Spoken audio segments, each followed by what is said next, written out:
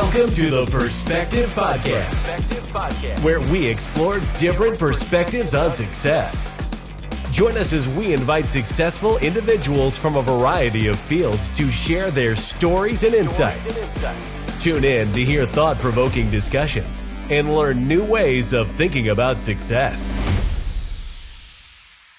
Welcome back to the Perspective Podcast. This week, we're in for a treat. We get to interview somebody that I know really well, and her name is Christina Childs. I'm Austin Childs, the host, and yes, if you can't tell, we both have the same last name, so we know each other very well, and we're excited to have you, Tina. Thank you. And tell us, not to jump right into it, but tell us a little bit about yourself. My name is Tina Childs. Mm-hmm. I was born and raised in Missouri, and I'm a mom of three. Okay. 3 boys, ages 9, 4, and 2 years old. Yeah. And also, we've been married for how many years? We've been together for 11 years? Almost. Coming up. So, so you grew up in Missouri. I grew up in Missouri. What was that like? Missouri or Independence. Yeah. Born and raised in Independence, small town. Okay. Everybody knew each other. I came from a Polynesian community. Yeah, explain the Polynesian community in Independence, Missouri. Explain what it's like growing up in it and then kind of what it's like now. Yeah, so I consider myself as privileged. Privileged to... Thought you were going to say polygamist. That too. No, just kidding. So anyways, privilege. For the reason why I say privilege is because it's a rich culture. Samoan descendant. Mm-hmm. My family migrated here in the 70s, 80s. I came from a single mother who also had the help of her siblings and also my grandparents. And so that's why I say I'm privileged, because it took a village to raise me. And, along with my siblings, we also had the help from my auntie and uncles and then my mom. And so our house was a house full of love, just say that. For sure. And so you grew up with all of them kind of going from house to house, just kind of, everybody was always together. Everybody was always together? Yeah. For instance, everybody had a meal. We all made everything, fun. Yeah. And to where it was, putting down the mattress on the stairs, going down the stairs, going on rides, you know. Who needed an amusement park? We had all of us to, keep us entertained, so. Yeah. For sure. And you said it was a close-knit community. What do you mean by that? Because you have your family. But is it big community? Big community to where, everybody and their mom had about maybe, 10 kids plus or, below that number. But 5 was a big family to everyone. Right. And so why I say it was a rich culture is because you were able to, everything involved everybody. For instance, you had your sister's kids. You also had your cousins that you also enjoyed. Yeah. Did the community do a lot together? Yes. Outside did a lot of your of family? things. Yes. So for instance, we had the Kilikiki Park. It was the cricket park. Yeah. To where the Samoan community, they came together every day. Right. For instance, after 5 p.m., you knew where you were going. Yeah. You were like, oh, I'll see you at the Kilikiki Park. And they were playing cricket. And so we got to play on the swings while the adults played cricket. And it was such an amazing thing to see. It was, everybody brought food. It was kind of like a potluck every single day. Right. And if we didn't have things, your auntie had some for you to eat. And so. Yeah. I actually noticed that. So when I came to Missouri, I noticed that everybody was pretty close. Where I grew up is kind of the same, but it was all the Samoans out here. I noticed it when you guys would talk memories. You guys would have the same exact memories at the same exact park, like you're saying. Right. And so it's kind of the same. I mean, it's a little different. Probably, I'd say we don't go to a lot of the Samoan things, but it's still pretty close-knit. Yeah. Like, for instance, you'll get an invite on Facebook, for instance, to a birthday or a graduation. Yeah. That's where I reconnect with whomever I grew up with or whoever I went to high school with. That's why I say a close-knit community. A lot of people, we're all connected through the church, through the LDS church. Okay. A lot of them are very close-knit through that. Yeah. And then also activities, for instance, they have Samoan dances, which we grew up, attending every every other weekend or so. Really? Yeah. That much? Yeah, that much, to where it was like, okay, who's taking mom? That's us growing up. Like, which one of us was going to take our grandma to the next event? Well, that makes a lot of sense, because I mean, even when I run into Samoans out here, like, and I bring up a name, like, even like when I talk about you, and they're just like, oh, I know who that is. Right, so it right. makes sense that you guys all grew up really close. Right. That's cool. Yeah. I like that a lot. So what about so you went to high school out here? Went to high school to William Chrisman, class of 04. Yeah. And then you went to, I mean, I kind of know the story, so I'm going to kind of jump ahead. But you pretty much, you worked, professional career. Yes. Right? So you carried a job for a while. Carried a job. It was as if, like, at that time in my life, it was like school wasn't, or college wasn't a big stress factor for us, growing up, as, my grandma was either like, she came from a working background to where she was like, hey, as long as you knew how to calculate your paycheck, go to work. And I, at that time I was like, okay, you did what your parents expected of you to do. 100%. And so I was just like, okay, I'll be the obedient daughter, granddaughter, go to work. And so, as my other friends, their lifestyle was different. They were able to go to school. Yeah. I was just like, okay, I'll wait from you, from the street as I pass your school, go to work, and we'll meet up after. But right. And I think a lot of people did that, because I think that was kind of the times a lot of people did what their parents or their grandparents wanted them to do. Right. Let me ask you this. Looking back, obviously you can't have a ton of regret, right? Right. And I know you're not a regretful person, but let me ask you this. What's your opinion on that now? Like, if you could go back and talk to the 18, 19-year-old Tina, what would you tell yourself? Oh, I would definitely be like, hey, you did your best. You obviously, made sure that your grandmother didn't go without, 100%. Looking back now, for instance, the 18-year-old me would have been like, man, like, you could have made it work. Like, you could have went to school during the day or work in the evening time. Yeah. I could have made it work, but at that time I was just focused on, hey, let me do my 9 to 5, be home in the evening to be able to do whatever she needed me to do, or, spend quality time with the old lady. And that was like my kind of drive back then. Right. What are some memories you have from being a caretaker for somebody that, it's not just the Polynesian, the Samoan culture. It's other cultures as well. Yeah. But it's big in the Samoan culture. Huge. It's huge that somebody will kind of take that role as a caretaker. What did you get from it? What benefits did you get from it? And what's your biggest, fondest memories? Fondest memories is for instance, yes, you grew up, the Samoan culture is all about taking care of our own. 100%, like you didn't, like at that time, you didn't put your mother or your ill father or ill mother in a nursing home. Yeah. You did everything that you needed to do as a sibling, or you got your siblings together and you made sure that you took care of that sick loved one, because again, we come with the concept of my parents raised me.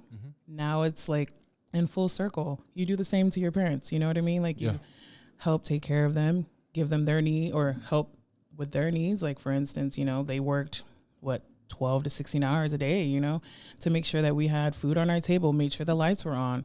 Yeah. And so it was just like, okay, now this was our turn to do it for them, Take a lot of pride in that, Of course, what I take from that is, I'm able to cook for my kids, Yes.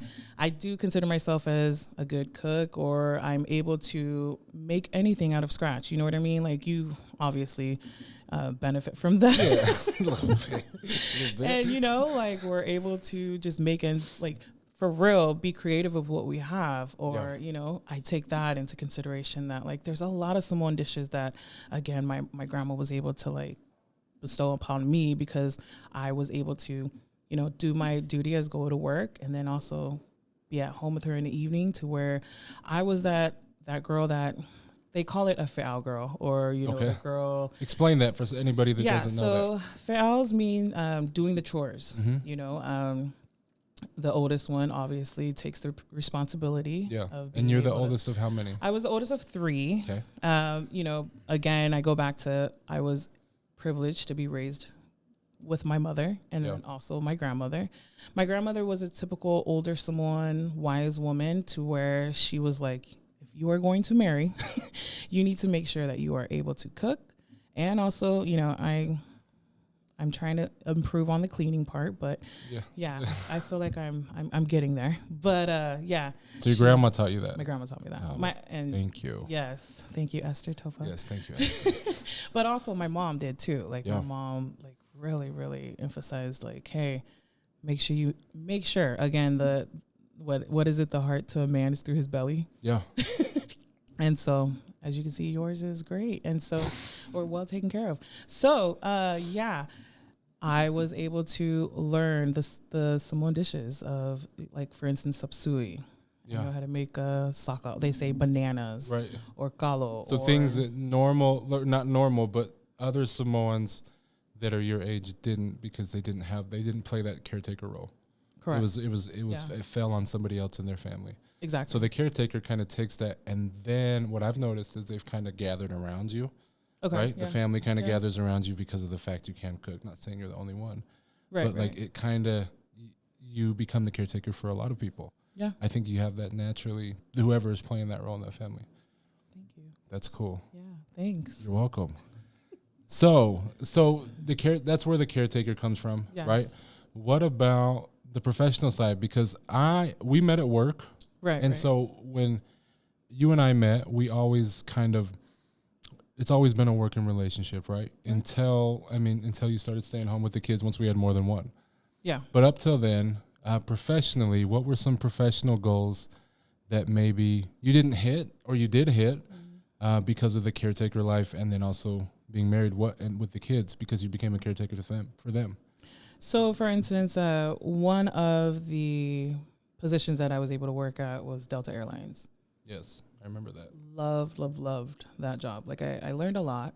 I was able to understand the different dynamics of customers. Yeah. And also tend to, what their needs were over the phone. Also serve their high clientele. Mm-hmm. I was able to incorporate those caretaker skills by just, again, listening to their needs. Yeah. Also trying to work hard to get their needs met, or, trying to... What were some highlights from that? Because I know you said you used your caretaker skills, but what were some highlights from Delta? Because I remember a lot of traveling. You did a lot of traveling during that time. Oh, very fortunate to do this. Not even just with the flight benefits. I'm talking like traveling for the company as well. Oh, yeah. So I was privileged to go to Boston, Atlanta a few times. I also won a trip to Disney World for, I hit a record of getting the most transfers for rental car services. Remember that? Yeah. And I didn't think we had the money to go. I think we won the trip, but we couldn't have taken it. Yeah, it was like the surprisement, or was just right.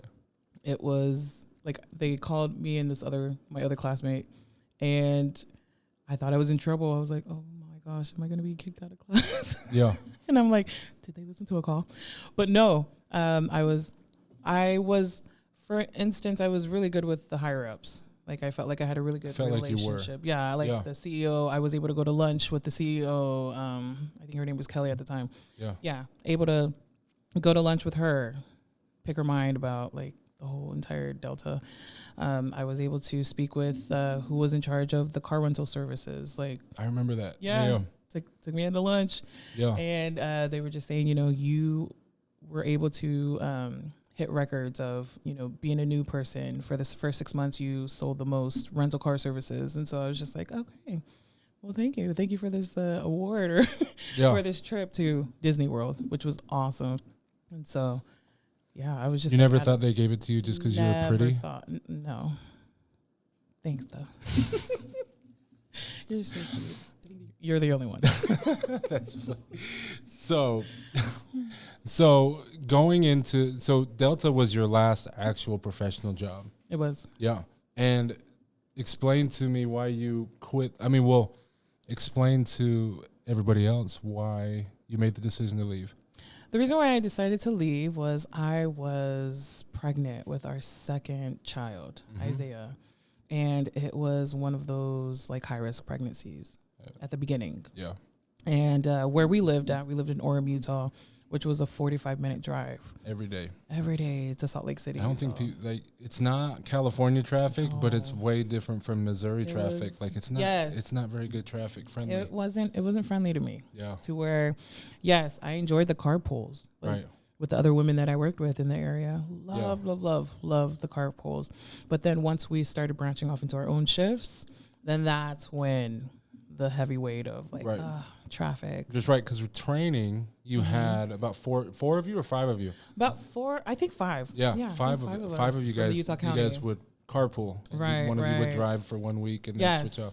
And then after training, you guys switched. Yeah. Yeah, I remember that. Then that's when it was just like, the drive, just the thought of going through that traffic pregnant, and then I was unfortunate to get like a schedule that wasn't very accommodating. I remember that. To like, motherhood, and never hardly saw Josiah, our oldest one. And at the time he was 2, Yep. And so that was a strain on me being a pregnant mom and then also just driving. Right. Because I think it goes into, and I want you to kind of go in on that.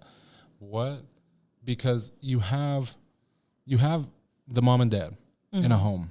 And for me, I missed Josiah, but it never bothered me being away from home for work. Right. But I saw the toll that it took on you as a mother. Explain that. For sure. So maybe us men can understand it a little better. Yeah. So as a mom, like you hold that emotion of, you held that child for 9 months. You were that child's like security blanket, and also the nurturer. Yeah. And so like, would you say it's guilt when first day you go back to work? Oh yeah. Because you're with that kid every single day. Yes, like you don't want to lose that like monumental time that you had with your toddler, or for instance, like you don't want to miss their first steps or their first words, or and I feel like that's where the mommy pulls in, is that yes, you want to step away from the home to work, but then also you're also missing that huge time that you have with your child. Right. And you don't want nobody else to share it with them. You know what I mean? Yes, that's what I was about to say. I'm sure it was difficult for you because of the fact you grew up with a village. Right. And out there, my parents, they were there. Yeah. But they also worked the same hours you work. So like it didn't really help with like babysitting at all. True. And so you're used to this village of kind of being able, like, Yeah, like when I was growing up, there was always an adult at home. Yeah. You know what I mean? Like we were never left by ourselves. Right. Because we were always like aware that, grandma so-and-so is going to be there. Or, like I was, again, blessed with a great grandma, grandma, my mom, my uncles, my uncles, my poor uncles, they had to like take us to, their friend's house with them. Like, oh, who's that? Oh, your little 2 nieces. Yeah. You and your sister? Me and my sister. And at that time we were probably 8 and 10. I bet that was really annoying. Oh, it was probably annoying because, our grandparents were our babysitters / if they had to work, then we had to go with our uncles wherever they went with their friends. Right. Like I got to attend a lot of football games. I thought that was pretty cool. Yeah. I got to go to like, the fun football games too, like. Is that why you're so aggressive? That's probably why. Yeah. Masculine, no. Now I know. No shit. Yeah. Okay. Yes. But no, but again, I wouldn't have traded that, like, because to this day, like, I still have uncles. Like, I have that relationship with my uncles, like, we totally, like, and you saw it too. Like, you probably were like, oh, are they your siblings? Yeah, they are. But, that's what I felt like they were. Yeah. I even call your uncles bro. The ones that are closer to our age. They're like our bro. Yeah. That's what's up. And so. That's cool. So we didn't have that in Utah, and you took the time. Then you took the role of a full-time stay-at-home mom. Right. And then I'm gonna kind of skip ahead because I really want to get to the part of where you got back into the professional world. Okay. And so we moved to Kansas City, and the village, right? The village mentality had a lot to do with why we made the decision to come to Kansas City. True. Yeah, because we wanted our kids, all of these things, because business kind of took off when we were in Utah. Business took off. Money was good. and things were happening. You know, the things that we all wanted to see happen was happening. Right. But we were missing something. And I think we would come, as we got more money, we came back to Kansas City more. A lot, yeah. And our kids would have that kind of like, I don't want to go back home. I don't want to go back to Utah because out there, my parents, I don't come from a big family. Right. And so it's the village mentality that you grow up with. That's actually what brought us back is we wanted that for our kids. Yeah. Because, and it goes to show that no matter where you're at in life, like it really love the ones that are given to you, right? Like love the family that you're blessed with, because that's what you have at the end of the day. Exactly. The money disappears, everything else. Right. Because you can't buy that. You know what I mean? You can't buy that time. Yeah, some of them. No, I'm just kidding. Oh, for sure. But like you can't buy that time that you will have with a cousin. Yeah. You know, like, or for instance, that's why our kids wanted to come back, because they had that bond. Are here. Yeah. You know, in Utah, we were surrounded by like our friends that had big, huge families, you know? And whenever they'd separate to their families, our kids are kind of left like, oh, we don't have a. Right. Yeah, and you're just like, I don't want to intrude, you know? Of course, our kid is like, hey, I'm going to so-and-so's house, you know? And all their family is there. And we're like, no, let them have their family time. Right. And then our oldest one, for sure, was just like, I miss that. Yeah, he was kind of being raised by video games. Oh, yeah. You know what I mean? Yes. Yeah. And then he longed for that. And we came back to Kansas City and made the initiative to just be like, let's do this. Love that. But we're risk takers, though. You know what I mean? 100%. And risk takers are like just not very smart sometimes, you know? Oh, we got to learn the hard way, obviously. We have hard heads. Right. And so, but do you regret anything that we made, though? No. Because look at us now. Right, 100%. Yeah. Speaking of now, now you have, our kids are kind of to the point where even though we still have Elijah, and he's still in the baby phase, but you've been able to find a way, because explain this, you're a contributor, right, in the beginning of our marriage, and then you become totally soul dependent on me financially. And even though times were good, at the same time, I remember talking and how you would say, like, I just want to contribute. Sure. And even though I tried to say taking care of the kids is contributing, it's hard to feel that way when the most educated conversation you have for an 8-hour span is with a 5-year-old or 4. You know what I mean? Right. So explain that. So you were working, you were doing really well. You left for the kids, and in the beginning you probably didn't feel it right away. But as time went on, you probably had an itch to contribute financially and just get that work itch out. Oh, explain that. Like, explain when that kind of kicked in. So have you ever been a part of for instance, in school, you know how like they always pair you up with a teammate or like a, group, you know, and you're just like, you're kind of lost, you know what I mean? And then like, there's always that one person that carries all the weight, leadership. And then there's like that, there could either be another person that is like contributing, but like, you know who the leader is, right? Yeah. And then you have probably, the other two people that just joined just because, they'll probably do all the work. Yeah. That's how I felt, was like the little straggler. It was like, or, sometimes I would just look at you and be like, I know. What I do is not monetary, or for instance, when you would travel, and I'd be like, I don't want to hear that you're on a boat. Must be nice. Right. I'm over here in between the 4 walls trying to entertain 3 different kids plus our bonus kids. Yeah. And then I hear, I went on a boat, right? I don't care. Yeah. Like, you know what I mean? Like, and then I'm just like, I want to have that fun too, but also contribute, but also bring my weight too. You get what I'm saying? Like, like I just felt like. So when that happens, sorry to interrupt you, when that emotion happens, right? What is it like? What does it feel like? Because I know what I saw, but I want to hear from you. Like, what does that feel like from a mom, from the woman, from somebody that was a contributor financially, to now isn't, like, what does that feel like? Oh, it makes you feel so small. Like you're so small, and then the person that you like are supposed to be partners with in life is like just kind of evolving or, you know, getting better. And then here you are just like, you know, still the little person that like, and then you just feel like, oh, you're all the way up there. Yeah. Oh, you're supposed to take me too with you. Yeah. But then, you know, inside you're just like, it's a feeling though. It's a feeling. It is for sure. Even if it's like, not quite that bad in reality. Oh, yeah. Like Like, inside, it's like a dark room where there's no sunlight. You know what I mean? Right. And then you just are just like, I'm coping. Or I'm here, you know? Oh, he doesn't think I'm, you know, what is it? Not worthy, but he doesn't think that I am unequal to him. You know, because every wife just wants to be a part of a team. You know, if they're in a marriage, they just want to be an equal teammate, right? Or, you know what I mean? Yes, what we do at home is not glorified. Yeah. You know what I mean? We change diapers. We clean up messes.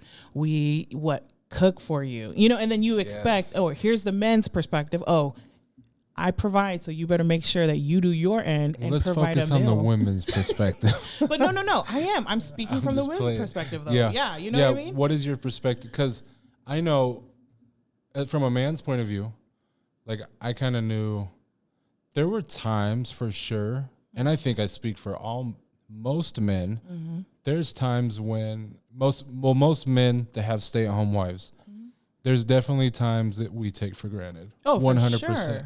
For sure. And it's like, we've had so many arguments where I've cussed you out, or, you know what I mean? Like, just because I'm just like, oh, you expect me to, like, you know, carry everything at home, and yet, you know what I mean? Like, for instance, like, you wanted to have me meet you, you know, at the top as well. Yeah, because I would go out. Yeah. I remember I would go out and work, and I would be on this high, and then I'd come home and, like, you went through a whole day of, like, cleaning up spills, right? Changing diapers, dealing with temper tantrums. And I'm expecting you to be the person you were when we had no kids, like, you know, biggest cheerleader. Right. And I'd come home, and when you weren't that bad, what's wrong? Like, what's going on? The eye rolling and everything. Because I'm just like, do you know that I have 3 other personalities to serve? Bad ones that don't even listen to you, don't appreciate you, that just, like, ignore what you're saying. Like, you have to say it 5 times, and then you come home and you say it 1 time, and then they're like at ease. You know what I mean? Yeah. And then for the mom or the wife, you know, it's like by the time you get home, we're exhausted. Yeah, you know, for sure. And we didn't have coffee in the house or you know, anything to, like, energize me. Right. Even just I totally you know what I mean? Like, oh, I'm supposed to match your energy, but all of my energy has been already put into these kids. Yeah. You know what I mean? And to your house. Right. Like, you know what I mean? Because you being the man and being the, you know, professional, you're like, oh, I pull my weight. I want to make sure that when I come home, I can see the floor. You know what I mean? And I've probably cleaned the floor like 5 times, but by the time you walk in, it's like the worst it's like a tornado, you know? Yeah. And I'm just like, you know? For sure. For sure, yeah. Right. Well, let me pivot this conversation for you to throw this chessboard at me. It looks like it's hard. But going into that, right? So you go from that to the point where you actually found an opportunity to get back into, like, ease your way back into the professional world. That's where I kind of want to get into. Yes. And so, if you want to explain what that is, not really explain what it is, but how did you get into it? So you're an independent consultant. So I'm an independent consultant for Arbonne. Arbonne, sorry. Arbonne is a supplement line where we also do, we take care of, or it's a holistic approach to your mind, body, and skin. And I have channeled through the nutritional line, which I was able to partake of adventure into this past summer. Yeah. And I would say that has helped put me in a whole new perspective, or a whole new adventure, I would say, and to the whole work And kind of explain, because if someone were to look up Arbonne, right, you found it, and even you questioned this in the beginning. I remember you came to me and said, hey, how do you feel? Because I remember you asked me, how do you feel about MLMs? Because most MLMs, they're like, you have to ask your family stuff. Like, you have to ask your family for meetings. And this just kind of has a bad reputation. But let me ask you, what did it do for you? Because I've seen nothing but good things come from it, right? And I remember the conversation that we said, like, it's not the normal business that we would want to get into. But then at the same time, it was the people that you met that got you introduced to it, that it brought more than just opportunity to work. Right. It brought whole entire loving, supportive community. 100%. Go deeper into that. Oh my gosh. Who introduced it to you? So I got introduced by this awesome, like, uplifting woman named Ambra. Yeah. And Ambra loved this lady. Like, she was definitely a huge mood lifter for me. Because I remember the phone call when I was on the boat. Yeah. When I was on the boat having fun, I remember getting the phone call, and I could tell the energy shift though on your side. Huge energy. When you went to this workout class. It all started with a workout class. Like, again, I mean, I appreciate my lash lady. She is a really good friend to me. Yeah. Because shout her out. Santina. Yes. Love you. Santina. I love you. Love. Yeah. She introduced, or I would always go to Blue Springs Field House. Again, shout out to Blue Springs Field House for accommodating me and my family. But I would just go there to work out, weight lift, take the kids to the daycare. Didn't really care for the classes. Yeah. And when Santina joined. It was your joined, breather. It was my breather. Exactly. It was my mommy moment. Okay. So it started with a breather. Me time. Yeah. So it started with a breathing, or my own me time of going to the gym. Okay. And I was able to find something that channeled my me time. So went to a class, and it was a full body workout class, Tuesday and Thursday. Like one of those CrossFit classes, right? Just like that. Okay. A full body workout. And met this instructor, and the first thing, again, I always repeat this every time, or when I walked into her class, and she just introduced herself. Hi, Ambra. This is, the class that I am instructing. And then as I'm walking in, I'm like, I'm really excited to take your class. You said that. I said that to her, but like with a face like, had I known that was going to change my life completely. Because did you have any idea when you were so excited for the class? When I said that to her, I was like, what the hell did I get myself into? I mean, she incorporated weightlifting, like running, and I'm not a runner. Far from it. So her class really kicked my butt. It was one of those like, oh, I'm going to make you for real pay for coming to my class. You're going to get your full, money's worth. And I died at the end. And it was so funny because she sat with me and Santina, Ambra did.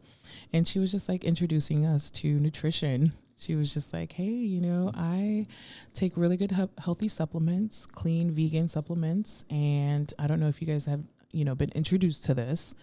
When did it ever sound like a sales pitch? It didn't. It didn't. So it really was. It's like, possible to pitch it. Yes. Without sounding pitchy. It felt very genuine. Okay. You know what I mean? And that's what got me was, she was just talking about Arbonne products, and just saying, she introduced a 30-day healthy living reset for your body, which again, I was just like, okay, good. And I'm just sitting there as I'm trying to catch my breath. And because this is your first time working out like that in a long time. Yes, in years. You know what I mean? And so Santina was the one doing all the talking. I was just like listening. I'm like, I can't even talk. Yeah. Because I'm trying to catch my breath. Right. And then Santina just was talking about her lifestyle. And then I was just like, yeah, sure. And then she just was just so like very calm and very collective with everything that she was saying to us. And, I was just soaking it in. But the one thing that she said to me was, again, if you don't have this, what is this? This, she's pointing to her head or her mind, just for people that are listening. Yeah, sorry. This is, again, if you don't have your mind in the right place, or if you're not doing it intentionally, or if you don't have, again, your whole mental health in check or in not, you don't have to have it perfect, but if you're not feeding it good, then nothing's going to work. You know, that's what got me. Smart lady. I felt like she was speaking to my soul.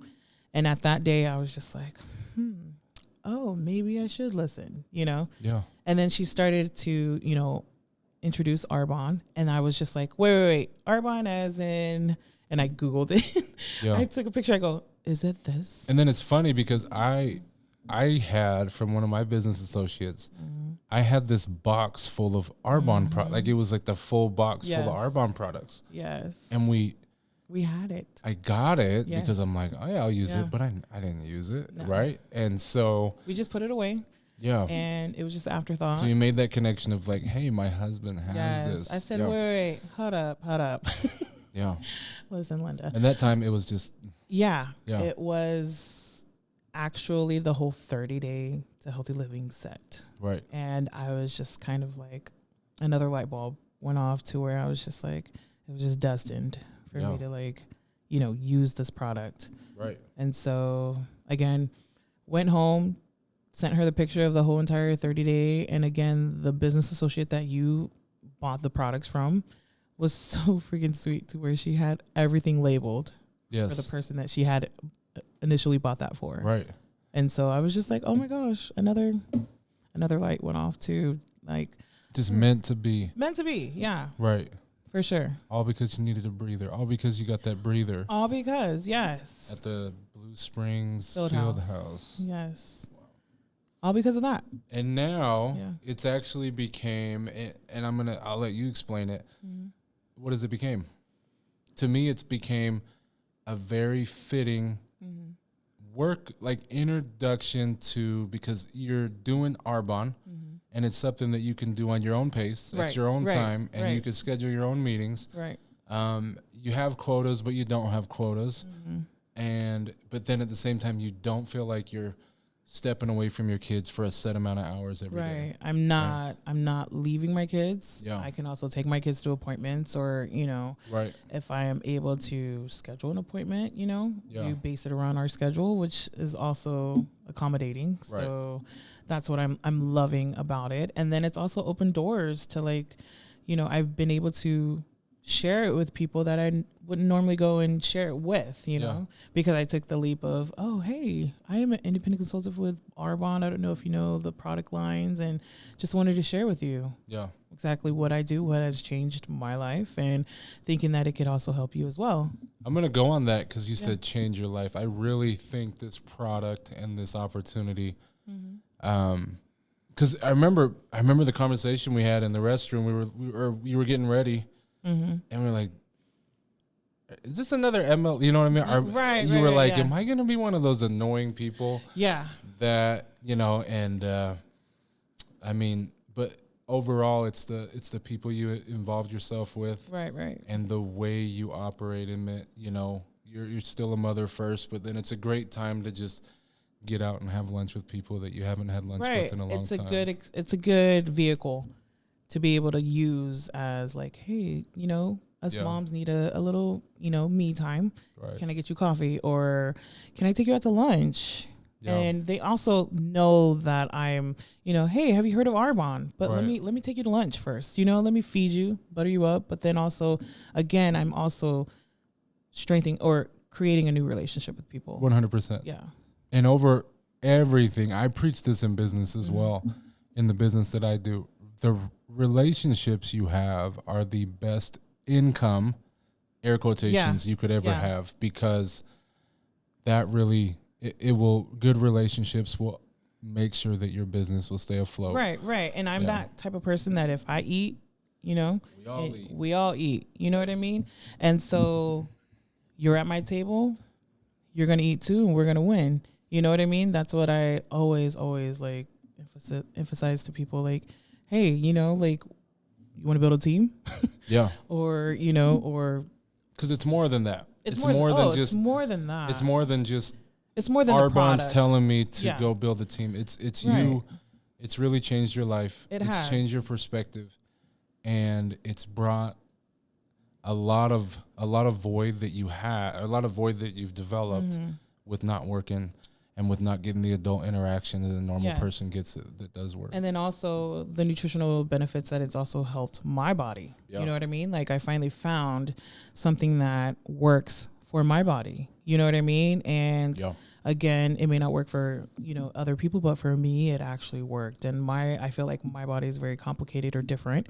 And, I feel like I've found something that really helped me to lose some kind of weight, but also I focused on my overall lifestyle. Yeah. And so that right there with when Amber was saying, if you get your mind right, Yeah. then everything will flow. And I feel as if it became a life changer for me. And since then, I mean, you've dove into real estate. Yes. You're working on your real estate courses right now, and which I think is a very good idea, right? Yeah, real yeah. estate, even though it's slowed down, definitely in these times, it's never a bad license. Right. To have. I feel like it's everybody's. Again, my time might be different from another person's time. You know what I mean? Yeah. Looking for a house. Like, for instance, my sister just closed on a house, Right. selling a house because that family was in need of a house. Sister did. My sister did. Oh, dope. Yes, Okay. Melissa. And I think of real estate. Like, I am so intrigued by looking at buildings or houses, Yeah. and Oh, I know. yes, Yeah. I send you a house. Like, I used to send you a house like every other Hour. Yeah. Just, hey, look at this. But no, like, it speaks to my soul. Like, everybody wants a house. That's what's up. Anybody's going to buy a house anytime. When Yeah. the market crashes, they're going to buy a house, Yeah. and when the flow picks up, I'll be ready. There you So go. thanks to Arbonne again, Right. driving That's what sparked it. that spark or driving that energy to channel. Because we all have that energy. Oh, everybody has it. Yeah. Everybody has that energy, but do they channel it? You know what I Right. mean? And so I feel as if July or August, when I got introduced to Arbonne, it helps spark or channel that energy that I always had. There you go. And let me ask you this: now that you are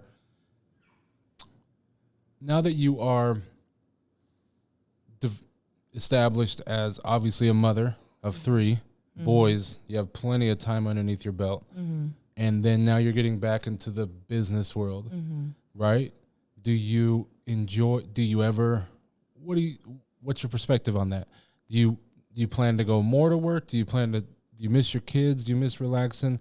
Or do you plan to stay balanced now that you've kind of got a taste of everything? Oh, for sure. Like a balance. Like, again, what I love about Arbonne is I'm with some inspirational women that are just like, what is balance? What is balance? Yeah. You just do it, like, you make it happen by whatever way possible. For instance, now, like, I'm here to be able to, speak about whatever it is that we're speaking about because I have a village. I have my sister, watching our kids, and, Right. Thankful for that. But just learning what works for you. You know what I mean? Like, but first also making sure that you take care of yourself. Because again, us moms, we don't take care of ourselves. Yeah, and it sounds like you played that role kind of your whole life. Caretaker. Yeah. Turned into teenager, which most teenagers don't take care of their anything, right? They just, and then into marriage and kids. So took you, how old are you? Oh, 36. Yeah. 36 years. Yeah. It took me 36 years to figure this out. To figure out, and put yourself first. Thankful again I can't shout out to them enough. Like the Arbonne ladies that I'm in a group with. Like, Love that. Again, like I just went to a retreat this past October. November. Was it November, October? Yeah. Yeah. Went to a retreat and we did some really good soul searching. And Go into it. What'd you do? we did some exercises to where we channeled like what is stopping you from taking your business to where it needs to be, or because we are our own worst critic, right? And so we channeled that to dig deep into, like, we did an exercise to where we wrote down on a list of paper, what are the negative things that you say to yourself? Like, are you, for instance, Are you doubting? Are you a self-doubter? Yeah. Are you telling yourself that you're not smart enough, or are you not? Do you feel like you are? What is the word? Qualified. You know? Yeah. Because I think a lot of people nowadays, even though on the outside with social media, right, with going out in public, they don't put that. Right. They don't put that face on. Oh no. But everybody kind of has it. Right. You know, Oh, at every level. for sure. Like, for instance, you know, what is yours, you know, and then you have to, for real, like, we dug deep. Like, we did not have a dry eye.